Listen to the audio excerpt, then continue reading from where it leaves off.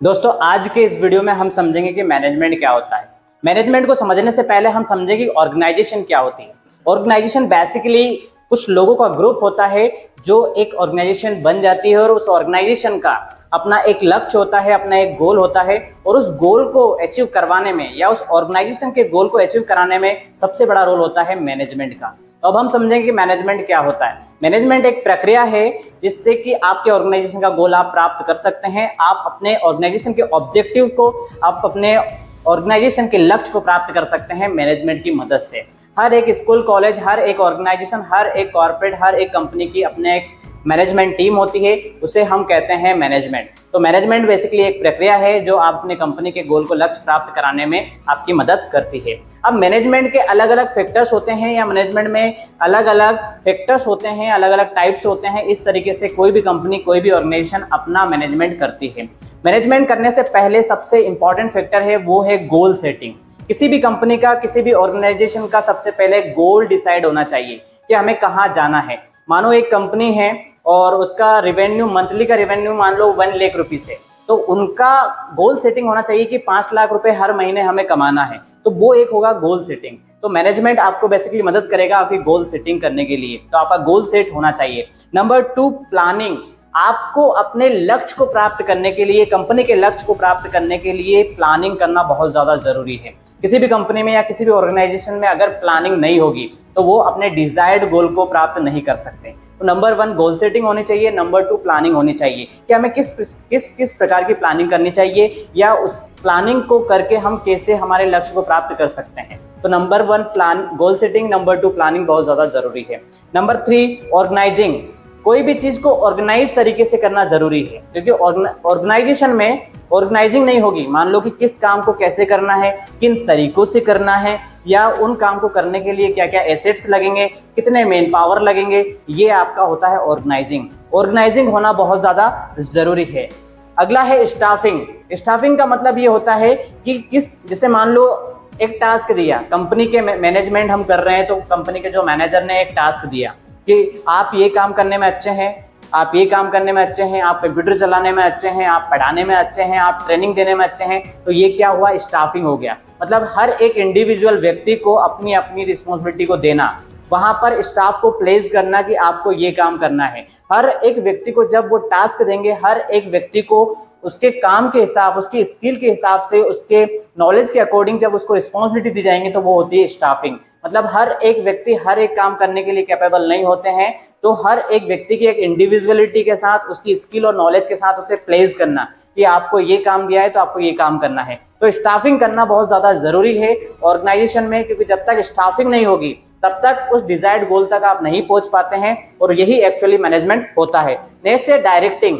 जब आपने किसी को काम दिया, मान लो आपकी कंपनी में 4 ग्रुप है, 10-10 लोगों का आपने ग्रुप बनाया, और जब आपने चारों ग्रुप को अलग अलग काम दिए कि आपको भैया ये टास्क कंप्लीट करना है, आपको ये टास्क कंप्लीट करना है, आपको इस क्लाइंट का टास्क कंप्लीट करना है, तो अब उस काम को डायरेक्ट करने वाला भी व्यक्ति होना चाहिए, उसको ऑडिट करने वाला व्यक्ति भी चाहिए, जो कि मैनेजर करता है कि आपको किस तरीके से काम करना है, किन डायरेक्शन में काम करना है, या कौन सा काम नहीं करना है, या प्रीवियस में आपने जो मिस्टेक्स की है वो मिस्टेक्स अभी नहीं दोहराना है। तो ये सारी चीजें डायरेक्शन के काम होता है जो कि एक मैनेजर करता है। तो कंपनी में डायरेक्टिंग होना बहुत ज्यादा जरूरी है, क्योंकि जब तक आपकी लाइफ में, इवन कंपनी के ऑर्गेनाइजेशन में डायरेक्टिंग नहीं होगी तो आपको पता नहीं पड़ेगा कि आप काम को किस तरीके से कर रहे हैं, या किस वे में कर रहे हैं, या कितने एवरेज से उस काम को कर रहे हैं। नेक्स्ट है कंट्रोलिंग। कंट्रोलिंग बहुत बड़ा इंपॉर्टेंट रोल होता है। कंट्रोलिंग का मतलब ये होता है कि आप उस काम को ऑडिट कर रहे हैं। जैसे मैंने बताया कि अलग अलग 4 ग्रुप को आपने काम दे दिए, अलग अलग ग्रुप अपने अपने तरीके से काम कर रहे हैं, लेकिन आप उसमें डायरेक्टिंग भी कर रहे हैं। उसके साथ में आप कंट्रोलिंग कीजिए कि आपको काम को किस तरीके से करना है, कितने टाइम में इस काम को कंप्लीट करना है, इस गोल को अचीव करने के लिए आपको कितना टाइम लगेगा, या कितने टाइम में आपको इसको कंप्लीट करना है। तो कंट्रोलिंग भी होना बहुत ज्यादा जरूरी है। लास्ट है कोऑर्डिनेशन।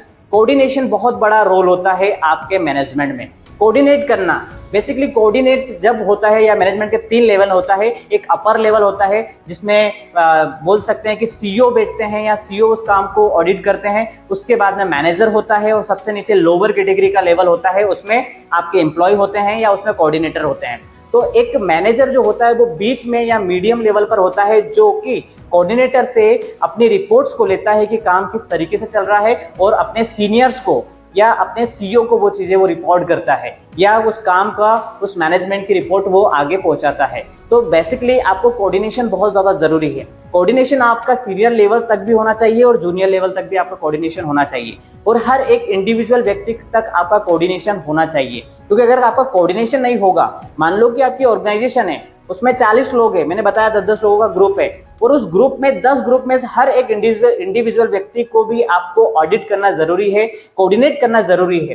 हो सकता है कभी कभी हर एक व्यक्ति की मेंटलिटी अलग होती है, डिफरेंट होती है, कोई व्यक्ति किसी चीज से सफर कर रहा हो, तो फिर अगर एक व्यक्ति सफर कर रहा हो तो फिर पूरी ऑर्गेनाइजेशन पर इंपैक्ट पड़ता है। जैसे मान लो कि आपकी बॉडी में एक छोटा सा रोग है, तो वो एक छोटा सा रोग आपकी पूरी बॉडी को अफेक्ट करता है। उसी तरह ऑर्गेनाइजेशन में अगर एक भी व्यक्ति गड़बड़ है या एक भी व्यक्ति को कोई प्रॉब्लम है या किसी प्रकार की समस्या से वो सफर कर रहा है, तो पूरी ऑर्गेनाइजेशन पर इंपैक्ट पड़ता है। तो आप इन चीजों का ध्यान रखें कि आपका कोऑर्डिनेशन अच्छा होना चाहिए, और आपका कोऑर्डिनेशन ऊपर से लेकर नीचे तक प्रॉपर होना चाहिए, एप्रोप्रिएट होना चाहिए। तभी आप एक सफल मैनेजर बन पाएंगे, तभी आप एक व्यवस्थित और एक सुटेबल मैनेजमेंट कर पाएंगे, तभी आप अपने ऑर्गेनाइजेशन को कंटिन्यू कर पाएंगे और एक अच्छा रेवेन्यू जनरेट कर पाएंगे, और आप अपनी ऑर्गेनाइजेशन के लिए सही मैनेजमेंट कर पाएंगे। आई होप दोस्तों इस वीडियो से आपको बहुत कुछ सीखने को मिला होगा। अगर आपको वीडियो को सीखने के लिए मिला या आपको कुछ भी ऐसा नॉलेजेबल चीज मिली, तो आप इस वीडियो को लाइक करें, शेयर करें और हमसे जुड़े रहें। धन्यवाद।